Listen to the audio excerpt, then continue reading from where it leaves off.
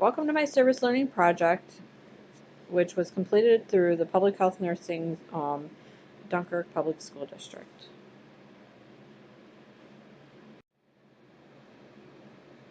My hours were completed through the Dunkirk City School District, school number 4.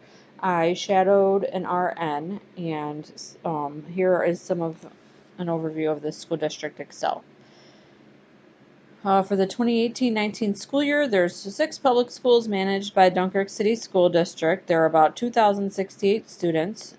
The minority enrollment is 62% of the student body is majority Hispanic, which is more than the New York State average of 56%. The student to teacher ratio is 11 to 1, which is less than the state average of 14 to 1, and that kind of has something to do with the town and the population size is very small. Some of the activities completed were teaching the kids from kindergarten through 5th grade the importance of hand hygiene, self-care, washing their hands and breaking the chain of infection, and also the flu. We were just ending flu season, so that was a big deal, and students were taught about the entire precautions for flu, and given that it's the biggest instance contributing to absences. This entails providing direct care to the children as they arrive to the healthcare office. Assessments were done, any symptoms related to illness like fevers, providing a teaching during lunch and poster demonstration demonstrating the chain of infection. We put up posters showing hand hygiene, proper hand hygiene, how to wash for however many seconds, and the best practice methods to break the chain of infection that would prevent everyone from getting sick.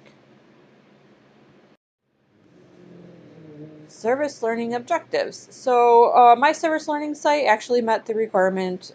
We covered objective number 1, using evidence-based interventions. The CDC site actually had a lot of beneficial information in regards to the flu prevention, breaking the chain of infection, hand washing, how it contributes to increased absences during the school year, and a large amount of hospitalizations in relation to infection. So we kind of went through that and covered breaking the chain of infection using posters, and I did a demonstration for the students, and of course the kids in kindergarten and the younger ones were more than happy to learn how to wash their hands. School nurses use public health nursing knowledge and skills to provide nursing services to school populations. The public health intervention wheel is a practice framework that I used to go by, and it can be used to explain the guide of public health nursing interventions. So a lot that has to do with school nursing includes screening, doing hearing screens, visual screens, making sure that students have physicals that are completed for the year, their vaccines are up to date. If any of these requirements are not met, then we refer the parents to sources where they would be able to get their kids the needed follow-up care and case management. And we provide a lot of the teaching too. We send paperwork home to many of the parents, especially in instances with the physicals. I found to be a big issue, and the lice prevention. A second learning objective that was met through my site was the course objective number 2 states that you collaborate with interdisciplinary public health professionals to assess, intervene, and evaluate interventions to improve the quality of health in the population.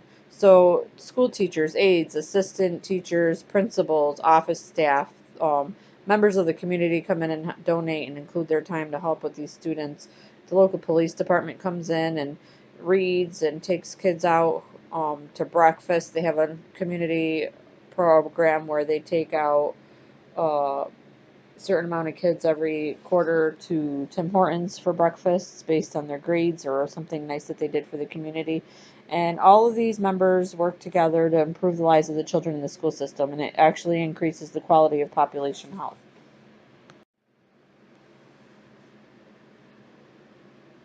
Community education identification.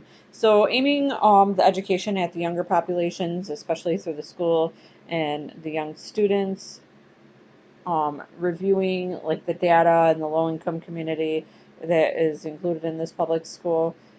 Um, we aimed our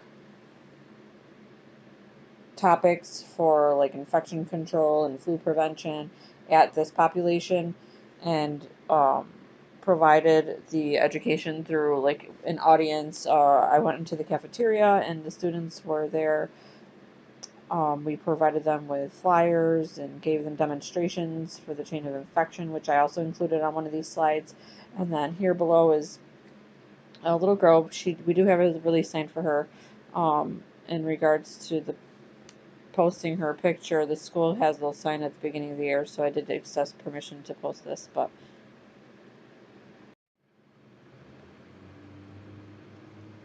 another community education identification. Emotional and community-based programs such as schools play a key role in preventing disease and injury, improving health, and enhancing the quality of life. Flu season is a concern for staff and students and contributes to the increased instances of absence and hospitalization among young children. The staff work together to inform the kids of acceptable times to stay home from school. I know that with personal experience in my daughter, she did receive a flyer from the school that was sent home and had directives on there that educated parents on when is an appropriate time to keep the children home and how to prevent infection and any instances of fevers within 24 hours, vomiting, they need to stay home, cough, teaching your kids how to cover their mouths, wash their hands. According to the CDC, the influenza causes more hospitalizations among young children than any other vaccine preventable disease. So also is flu vaccine promotion. I know that I teach and go through pushing the flu vaccine on many of these children because they do wind up hospitalized and they are more compromised than most individuals. The flu vaccine is recommended for all children aged 6 months and older, and teaching the kids to make healthy choices at school and at home can help prevent the flu and spreading of the flu to others. So we kind of already discussed many of the implemented teachings, flu precautions and measures to prevent infection, hand hygiene, breaking the chain of infection, lice prevention and treatments. Here I enclose some pictures. This is just the City of Dunkirk sign. That is an actual picture of nits and lice eggs that were removed physically from a student's head. I did spend a great amount of time during some of my hours pulling lice out of children's heads. Um, and then this is just the bed and the scale where kids would come and lay down and rest, or if they were ill, that they would spend some time there before heading back to class.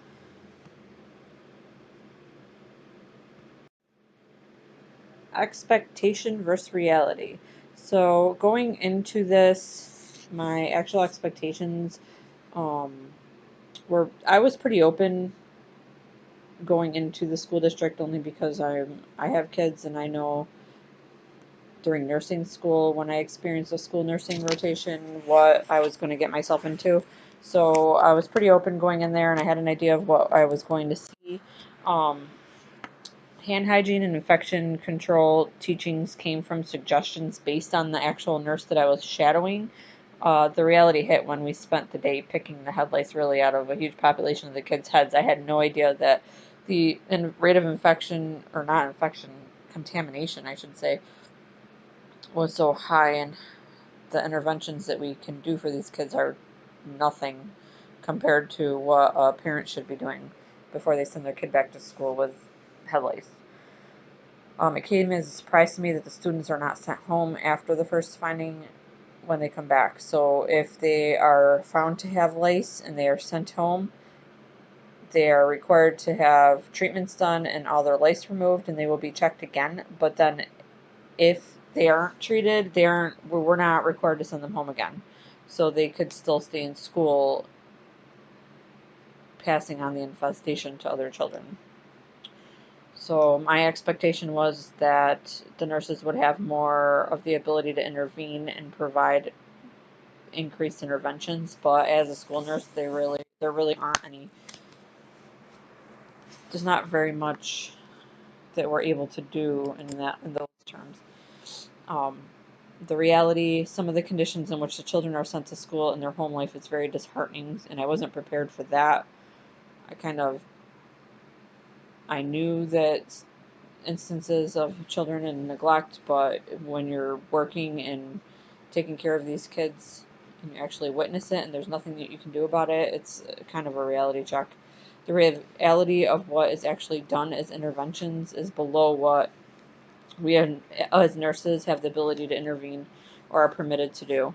However, the kids are truly resilient. They're very welcoming, eager learners. They're very receptive to the information provided to them, which is helpful.